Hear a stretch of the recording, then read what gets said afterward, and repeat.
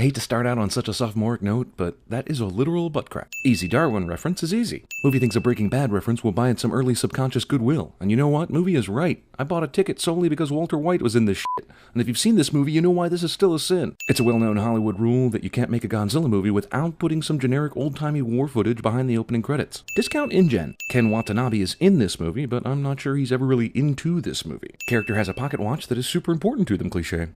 Hey guys, you gotta see this. You gotta see this, cliché. Movie combines aliens and Jurassic Park, forces us to realize that this is like the 33rd Godzilla movie ever made, and, well, god damn it. This one looks broken. It's like something came out of it. It's probably just the wind. Oh yeah, we are about to see some Godzilla. Oh, this room is an orgy of evidence that this kid plays with toys in a manner that will be aesthetically pleasing to a cinematic tracking shot. Movie lingers on a poster of primary villains as foreshadowing, but characters live in a world where creatures like this are documented fact. It's like a lingering shot of a poster depicting death and taxes. Respect and honor with all of that. That's racist. Alright, that's my man Bryan Cranston. He's the Sam Neill of this movie. He's gonna guide us all the way through to the end because he's awesome. I sure hope the filmmakers don't pull the rug out from under me on this prediction. So when we get there, don't even bother coming up. Just grab a team and go down to level 5. Death sentence. All right, let's make this quick. That is exactly what Juliette Binoche says to me in my recurring dream. Keep the doors open. My wife is still in there. Ugh. Don't do the thing because the someone is still in there, cliché. Thankfully for her in the audience, the radiation that is fast approaching her is doing so in a visible cloud-based form. Extra layer of door security arrives super late so that Joe and Sandra can say goodbye. Heroic teacher is the first one out when it comes to the classroom evacuation and leaves an army of abandoned children in her wake. Elizabeth Olsen isn't my army wife in this scene. Ringing phone prevents Elizabeth Olsen from answering yes to the question, have you driven a Ford lately? And son, you can't bury this in the past. Wait, what?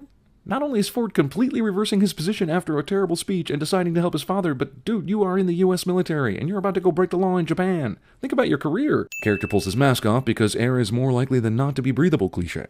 It's clean. I knew it. Why didn't you do the take off the mask experiment a few days ago when you were in the quarantine zone? Did they stop you before you could enter and arrest you? Because then how the f did you manage to get in with ease in broad daylight this time? Mothra reference serves to remind you that Mothra will be playing the aptly named Sir not appearing in this film. Floppy disks stacked in full view of surrounding destruction managed to survive extremely likely weather warping and other calamities for 15 years. Last time they just arrested him. This time, let's drive him further into the quarantine zone to headquarters and let him see everything going on. One of them says he used to work here, Doctor. Why didn't he say that the last time he was arrested? Or if he did, why didn't you care then? Found these discs and printouts in his bag. Not sure what to make of them. Well, you see, in 1999, there were floppy disks that stored data instead of the flash drives and shit we use now. You need an older computer with a floppy disk drive to read them. Of course, you likely lived in 1999, so you probably know that. That is not a transformer malfunction. That is an electromagnetic pulse. I know Joe has been obsessed with this for years, but hasn't Dr. Serizawa also been studying this for at least 15 years and with way more information than Joe got to work with? How did he not figure that out? It's done, feeding. God, I certainly hope so. We're talking 15 f***ing years here. We have to shut down. Eerie. It's almost like we've been through this before. It's almost like the first 30 minutes of this movie didn't really matter. We don't know what the hell could hatch out of this thing, so the brilliant solution is a web of cables. Tangly. That's the solution. What could possibly go wrong? And what, no Jaegers? You had 15 years to build a Jaeger or plant a bomb under it. Instead, this team of scientists pissed the time away on Jaeger bombs. It takes 35 minutes for Godzilla to show up in a, hey, that is not even Godzilla. He's still locked in the police van? They just abandon prisoners in times of crisis? Man, I hope they do that thing where some monster-related action bullshit somehow opens the doors to let him out without killing him. Fucking run! Jesus, in the name of a cool shot, directors keep having the main character stand still in awe at the sight of things that would cause real people to be Fred Flintstoning the hell out of here. Ford falls backwards back into the police van, which is probably a good idea, since he's impossible to kill while inside it. I'm not sure why he's putting on the mask, but it sure is nice of the military police to have left it with him in the back of the van instead of confiscating it. There he is. He's a rock, man. I can't wait until the end of this movie and he's standing on top of one of these creatures' heads and proclaiming victory. This movie's gonna ride that Bryan Cranston train the whole way. I can feel it. Is he dead? Actually, yes he is, but the movie wants to wait to reveal that for some reason, robbing us of any actual cool emotional death moment, and instead replacing it with a zipping up the body bag shot as the reveal. Because I have no f***ing idea. EMP disruption to create havoc with our radar and satellite feeds and reduce us, for the moment, to a strictly visual pursuit. Well, isn't that convenient to the runtime of this movie? Okay, movie can handle another major character actor as long as Bryan Cranston is still there at the end. What a f***ing tragic waste of Bryan Cranston. Him, an ancient alpha predator. Who only kills for sport. This historical footage contains more Godzilla than the actual movie. We call him Godzilla. Roll credits. We're monitoring all known sites, but if we don't find it soon, Then what? I don't know, Ford, maybe if you let her finish, she'd tell you. This wife who was worried sick about her maybe dead husband would not put her damn phone on vibrate. F you, movie. And I'd probably let this LG product placement go without a sin if it wasn't for that stupid-ass curved phone, in case you confused it with Honolulu, Afghanistan. Unsupervised bastard plot kid plots to bastard this movie with his lack of supervision. Movie about big lizards can't resist using a little lizard in an establishing shot cliche.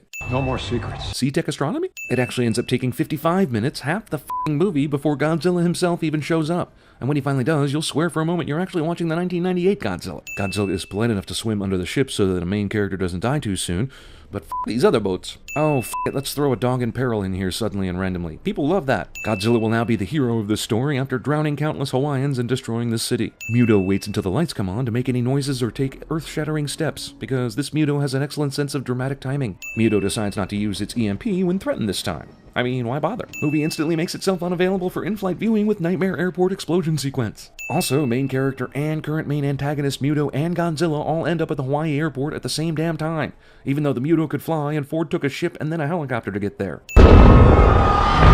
Domino explosions.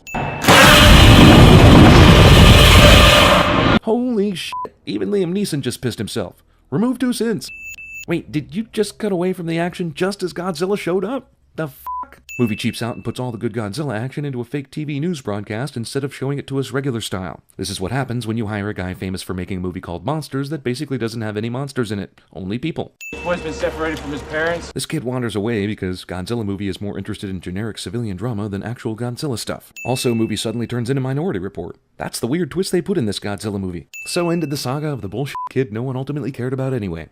But thanks for adding 7 minutes of runtime, you little f***er. Plot the speed and heading of these things. Isn't that what you were just talking about? Simulations uploaded. Satellite tracking continues. Was this line supposed to go before that shit? How the f*** would on-foot soldiers discover this destroyed vault at the exact time as the helicopter is circling the mountain?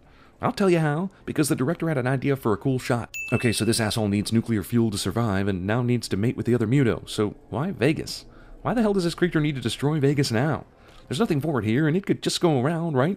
Is there an inherent need for the Muto to just destroy cities for no reason? The Muto's been around long enough to get on the local news, but word somehow didn't travel to this casino via Twitter, cell phone calls, police warnings, screaming assholes from the street, or anything that would normally happen in a situation like this. That's what you get for gambling, you bunch of degenerates. Believe it or not, on the whole, Vegas actually still made money on this day. Also, once again, movie delights in showing us the destruction, but almost none of the action that created it. Why does he swim so slowly that slow-ass aircraft carriers can keep up with him? Is Godzilla a slacker? Current tracking models indicate that all 3 targets are converging here, San Francisco Bay. Finally! Someone's gonna take care of the homeless problem in San Francisco. Also, the Mutos want to bang and they need nuclear energy to make a child. What the f*** is in San Francisco Bay that makes this possible? Or is it just the most romantic place to do this? Yes, Doctor? Godzilla may be the answer, I believe. He's here to restore balance. Dude, you didn't even know about electromagnetic pulses before Bryan Cranston came on the scene. Now you know with certainty what Godzilla's motives are? August 6, 1945. Hiroshima shaming. It was my father's. That means you were born by August 6, 1945 then, right? Because your dad can't have died before he provided the sperm portion of you. So that makes you, in this modern set movie, a minimum of 69 years old, which is bullshit. The other possibility is that the biggest tragedy that happened to his father was that his watch stopped. This train and these weapons are headed to San Francisco! Shouting military guy is a wealth of information for the movie's primary, I guess, hero.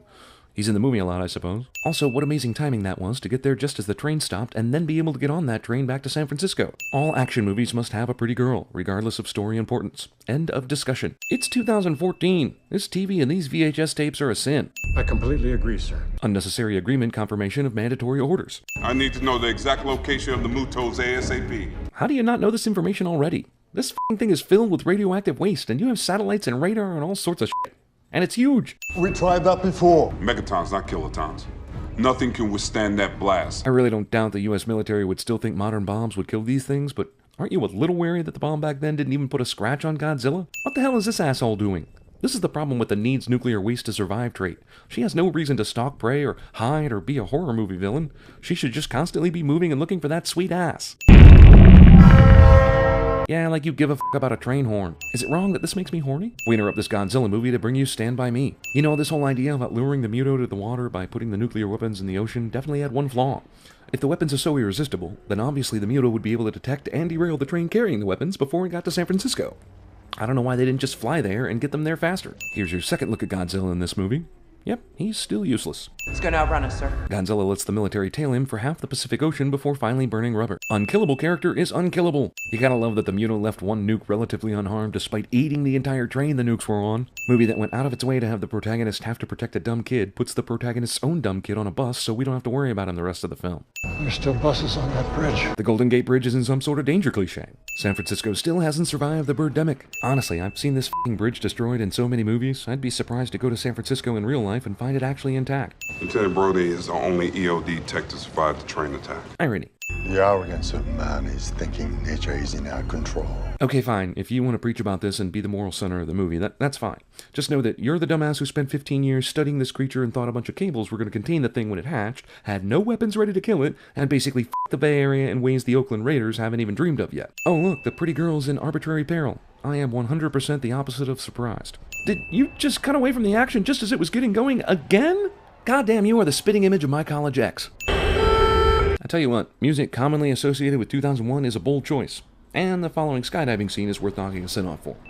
The snipers on the rooftop are moving into position. But why? Are bullets suddenly effective? Was there not even one moment in the writing of this movie where someone stopped and said, hey, are we having the main character and the monsters conveniently show up in the same locations too many times? Yeah, better cut over to the boring humans and see what they're up to. I sure didn't want to see the big monsters fighting after 98 fightless minutes of movie had passed. Which one of these assholes was carrying a f***ing ladder? We have 27 mics! How has only an hour passed since they started the countdown on the bomb? Lots has happened since then. We saw Elizabeth Olsen stay hot during the preamble to the creature fight. We saw the Mutos making babies. Blush. Ford asked about his wife and kid, and FEMA was an asshole like always. They planned the skydiving attempt. The moral center of the movie preached to us the same thing we learned from Jurassic Park from Jeff Goldblum. And then Elizabeth Olsen stayed hot just before the creatures fought each other. Then the skydiving happened. And then more fighting happened that we didn't get to see because the movie's editor hates us. If that's an hour, then CinemaSins aren't assholes. Hey, why didn't Godzilla use this earlier? Just like Pacific Rim's magic sword, seems like it could have been useful before now. I'm wondering if these army guys are serious with these guns, or is this just something planted in the movie to make it appear actiony? They f***ing stole this boat. This is just some boat on the harbor that they could carry the bomb to. Nobody programmed shit into this thing's autopilot. Yeah, no, this is the same issue with Jurassic Park's T-Rex and Cloverfield's Cloverfield. You can't just have Godzilla show up silently like he's a ninja or some shit. Also, good God, Godzilla is awesome. I hope future movies include him the next time, rather than giving us what amounts to 5 minutes of screen time. Godzilla and the protagonist both pass out at the same time. I mean, there are script parallels, and then there's this f***ing movie. Jesus, are they soulmates? Are they cosmically linked somehow? How did anyone know he was on the boat? He did that with no one around, and is the military really going to investigate a tour boat drifting into the water with all the other stuff they have to do? Wait, did Godzilla wake up, kill the Muto, then go back to the exact same place where he collapsed earlier? Well, on the bright side, San Francisco won't have to rebuild again until Star Trek Into Darkness happens. Movie expects me to get some kind of love boner over the reunion of two characters who had exactly 4 minutes of screen time together. Sort of? Not really. How come Godzilla's appearance out of the water in Hawaii caused a tsunami, but his entering into the water in San Francisco, just a little bit of boat wake? What's up with that?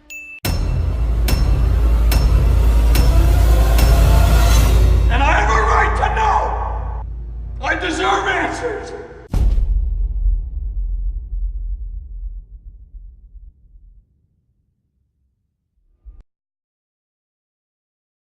We'll meet again. Don't know where. Don't know where.